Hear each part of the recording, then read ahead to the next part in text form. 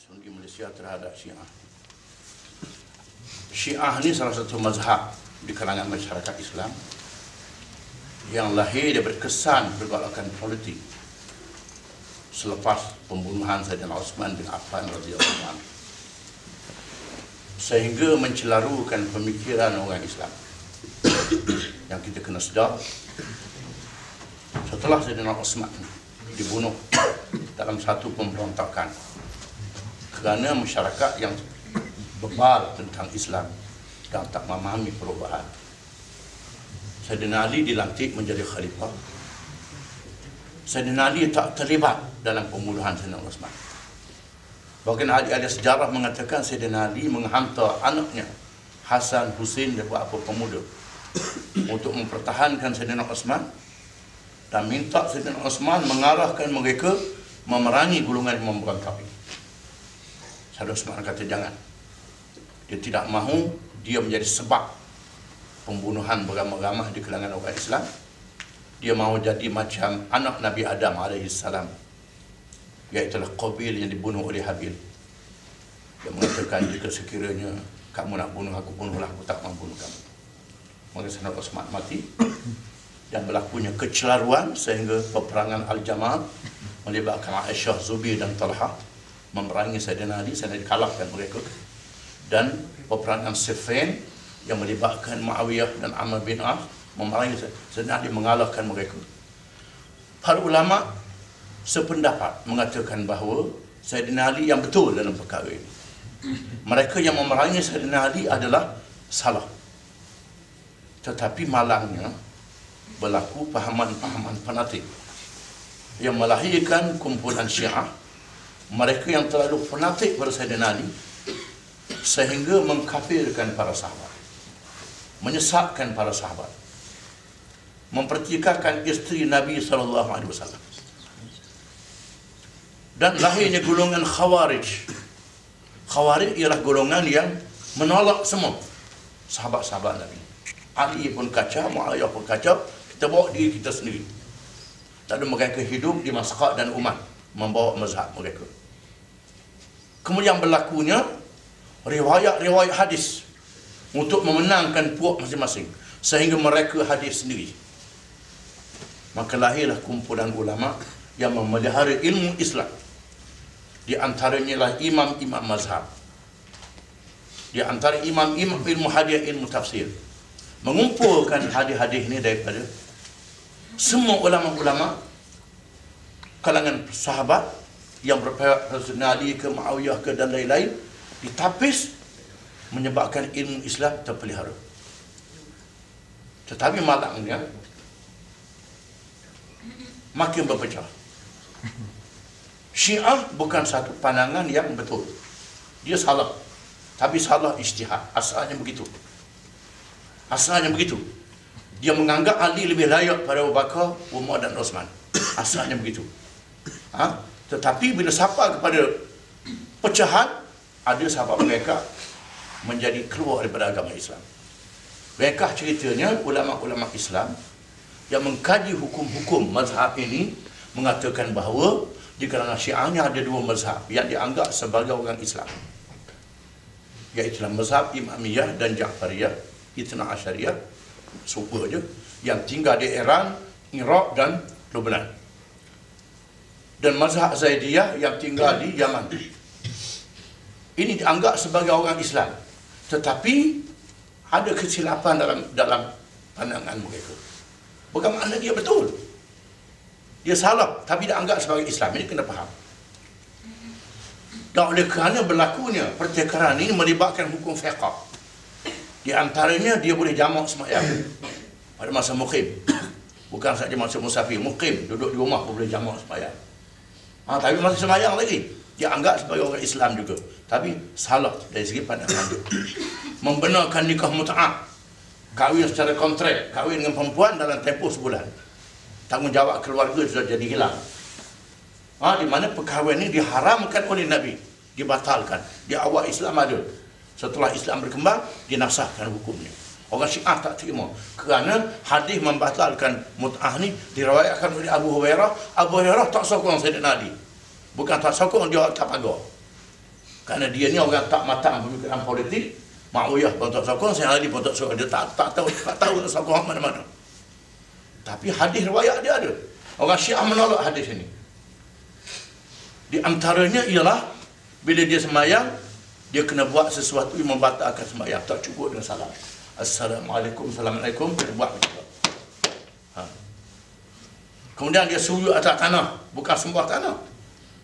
Kita tak kata dia keluar daripada Islam, tetapi mazhab dia salah.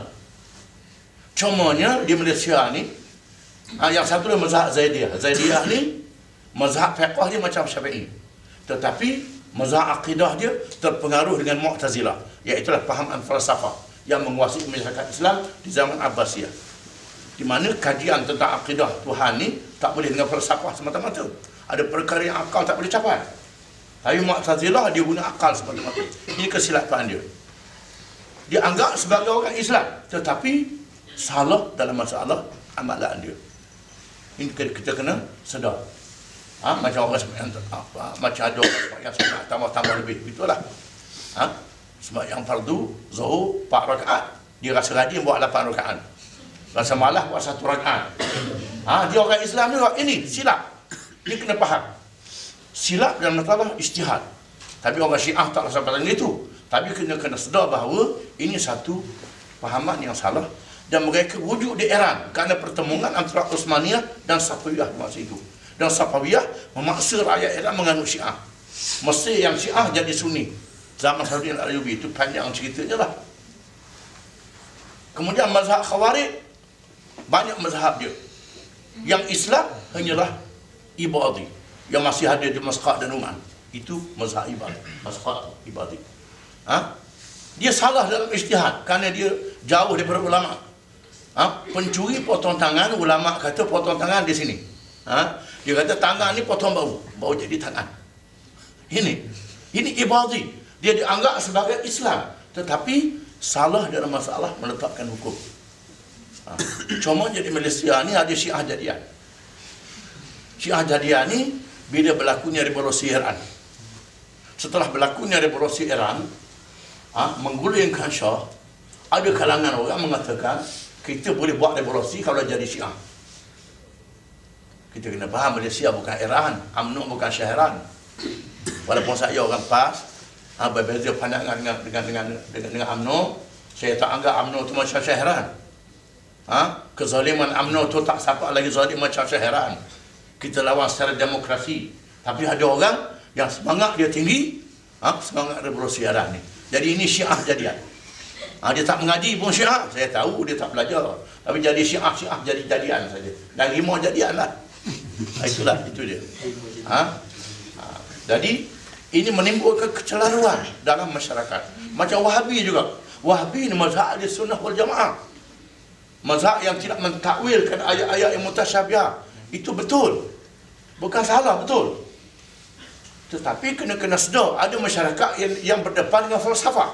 Terpaksa juga membawa undang-undang ini. Ini. Jadi, Wahabi ini sesuai di Arab Saudi. Ini kita kena sedar. Nak bawa ke Malaysia, orang Malaysia mazhab Syafi'i. Jadi satu masalah yang lain. Dan kita ada masalah yang besar. Yang kita kena sedar, ada masalah khilaf. Dalam mazhab Ahli Sunnah pun, khilaf. Tetapi khilaf ini ada betul dan ada salah. Contohnya mazhab Syafi'i, semua barang binatang laut boleh makan, halal. Mazhab Hanafi kata udang tak boleh makan. Udang ni jenis kutu dan ulat, tak boleh makan. Kita mazhab Syafi'i makan. Kutu lain, ulat lain, udang lain. Kerana orang mazhab Syafi'i dia ada kitab Hayatul Hayawan, iaitu kitab yang mengkaji tentang kehidupan laut dan darat. Maka Syafi'i lebih detail dalam masalah halal haram binatang laut ini. Kita kena sedar. Yang Syiah pula, ikan keli tak boleh makan. Sotong tak boleh makan sebab tak ada sisi. Syiah jadi anak Malaysia ni, boleh kenal, dia tak makan udang, dia tak makan ikan keli, dia tak makan sotong bagi kat kita lah. Itu dia. Jadi ini kecelaruan yang kita kesianlah kepada orang muda yang bersemangat ni. Dan saya sedar di sana ada provokasi. Provokasi yang sengaja dilakukan oleh, saya sebut senang-senang lah, SB yang bekerja bagi UMNO. dengan tujuan untuk mencelarukan mereka yang sokong PAS. Maka mereka memprovokasikan orang muda-muda ni dengan semangat revolusi Iran. Saya tahu. Dan dia tahu PAS tak terlibat dalam masalah. Ini dia tahu. Termasuklah yang macam-macam kumpulan-kumpulan. Di antaranya ialah supaya perjuangan untuk menegakkan pemerintahan Islam tu gagal. Kenapa? Kerana orang Islam berpecah. Ini pendekatan ni. Di Indonesia ada 40 parti Islam. 40 parti Islam di Indonesia. Padahal rakyat dia lah kat 90 juta orang Islam. Islam tak boleh menang. Kenapa? Calon parti Islam 40 orang. Parti sekular seorang atau 3 orang je, sekular yang menang.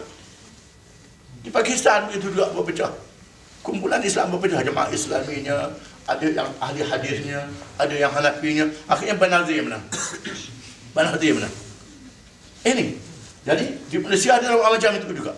Saya tahu semua dan kita faham ini. Dan kita kena sedar ini satu permainan dan anak-anak kita yang bersemangat ini terjebak dalam permainan ini.